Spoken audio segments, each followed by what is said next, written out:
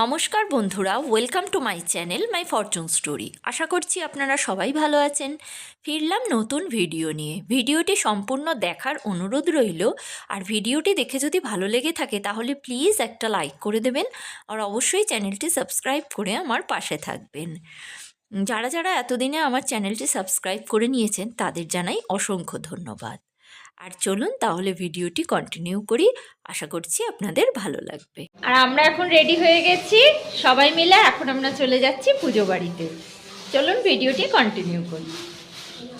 পুজো বাড়িতে যাওয়ার জন্য সোমনাথ দা, ছর্দি, সোনাই ওরা সবাই এসেছে।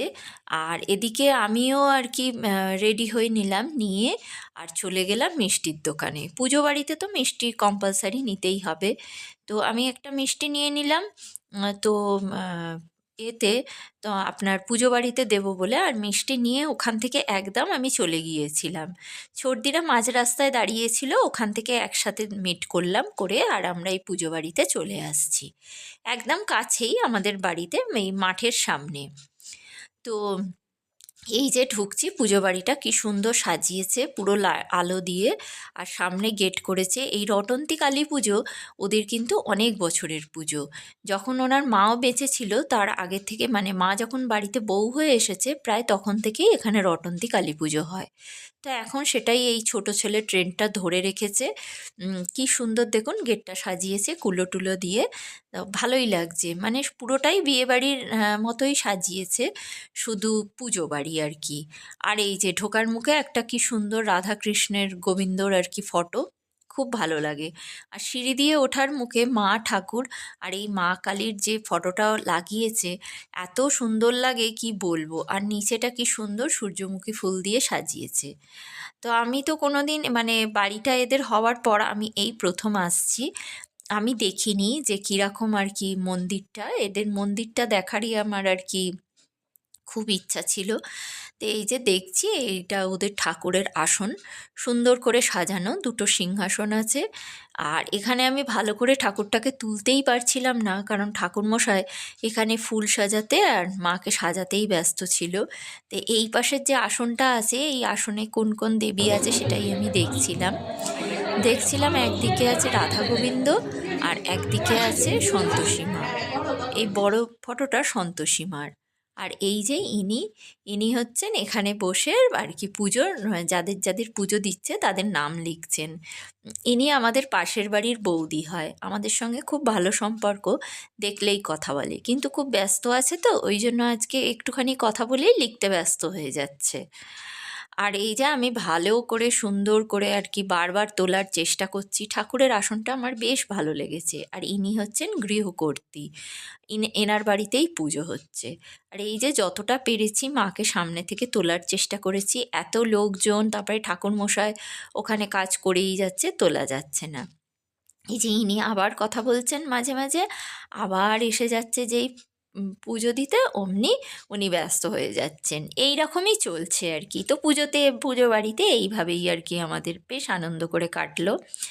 তারপরে আর কি যার পুজো সে আর কি আমাদের তার পাশে একটা ফ্ল্যাট, মানে যে পুরনো বাড়িটা ছিল সেই পুরনো বাড়িতেই আমি লাস্ট এনাদের বাড়িতে আর কি রটন্তী কালী পুজোয় এসেছিলাম।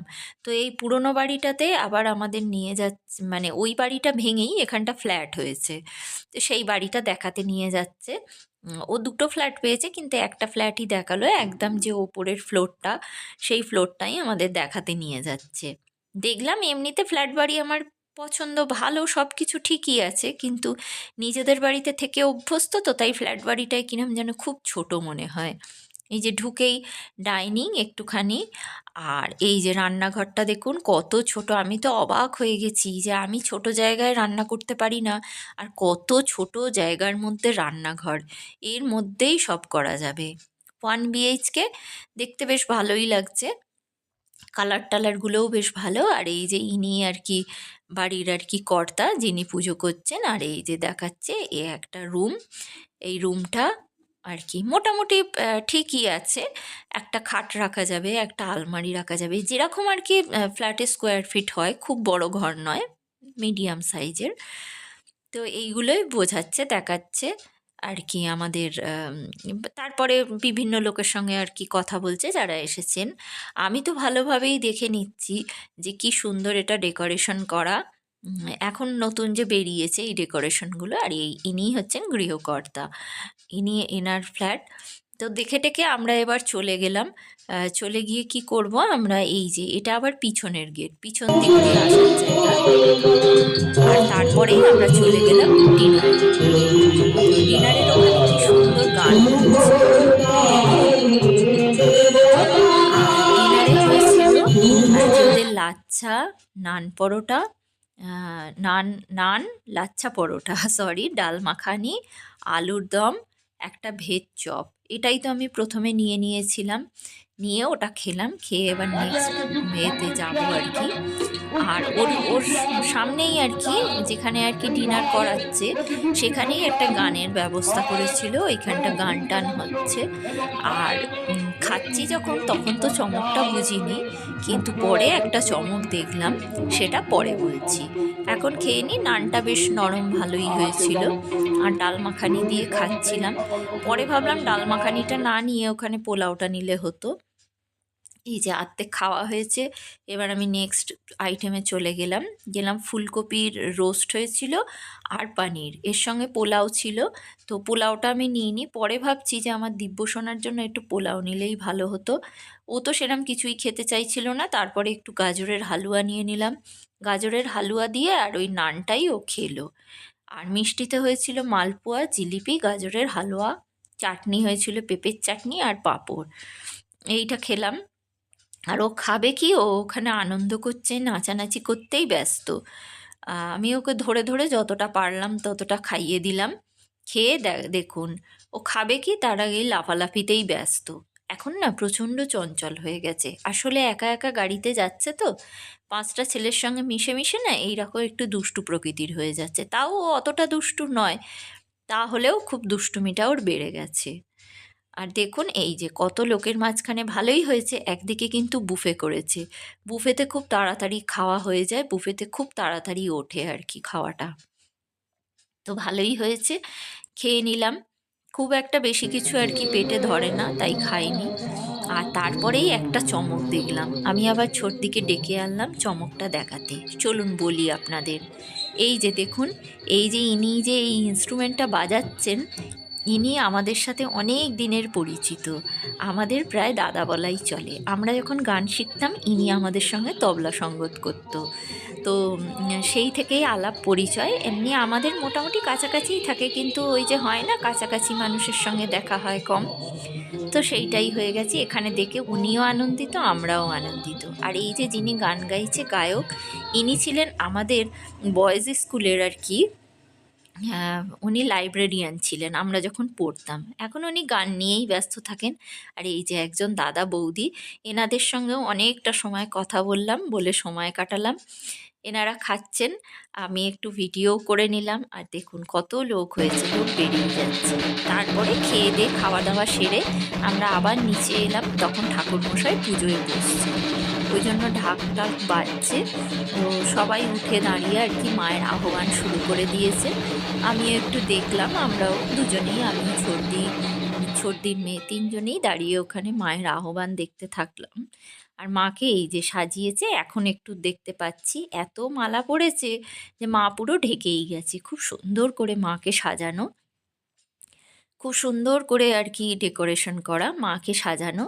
তো খুব ভালো লাগছে দেখতে। আর এইখানটা ওরা আর কি আর্টিফিশিয়াল ফুল দিয়ে সাজিয়েছে, দেখতে বেশ ভালো লাগছে।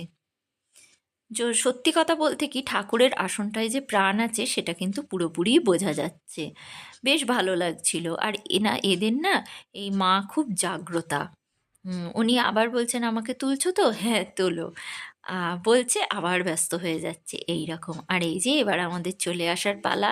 মা ঠাকুরকে দেখেছে বলে আমার দিব্যসোনা দেখুন সবাইকে প্রণাম করে নিচ্ছে। আসলে এনাদের খুব চেনা তো, ওই জন্য যেখানেই থাকে ও প্রণাম করে নেয়। আর কি সুন্দর নিচে সূর্যমুখী ফুল দিয়ে সাজানো দক্ষিণাকালী, বেশ ভালো লাগছে দেখতে। তারপরে আমরা নিচে চলে এলাম, সোমনাথদা আসবে তার জন্য একটু অপেক্ষা করলাম, করে টোরে তারপরে আমরা এবার বাড়ির দিকে চলে গেলাম। ছোটদিও কতগুলো ফটো তুলে নিল, এইভাবেই আর কি। তো তো ভিডিওটি আজ এই পর্যন্ত রাখলাম, ফিরবো নতুন ভিডিও নিয়ে। ততক্ষণের জন্য সবাই ভালো থাকবেন, সুস্থ থাকবেন, ভগবান সবার মঙ্গল করুন। আর এই যে ছর্দিরা লাস্টে চলে যাচ্ছে, ওদের গাড়ির ব্যবস্থা করে দিয়েছে। ওরা আহ, চলে যাবে বলে ব্যস্ত, তখন প্রায় 10:30 পৌনে 11টা বাজে। ওদের গাড়ি করে দিয়ে আসবে। সোমনাথ দা এই পুজো বাড়িতেই আছে, উনি ডিনার সেরে নিচ্ছেন। আর আমরা আমরা বাড়ি চলে এসেছি, চেঞ্জও করে নিয়েছি, আর এরা বাড়ি চলে যাচ্ছে। এইভাবেই আজকে দিনটা খুব ভালো কাটলো। সবাই একসঙ্গে একটা অনুষ্ঠানে আসা মানে দিন বেশ ভালো মতো কেটে যায়। তো এইভাবেই চললো। আর আর কি, ওরা চলে যাচ্ছে, আমার দিব্য সোনারও মনের খুব দুঃখ।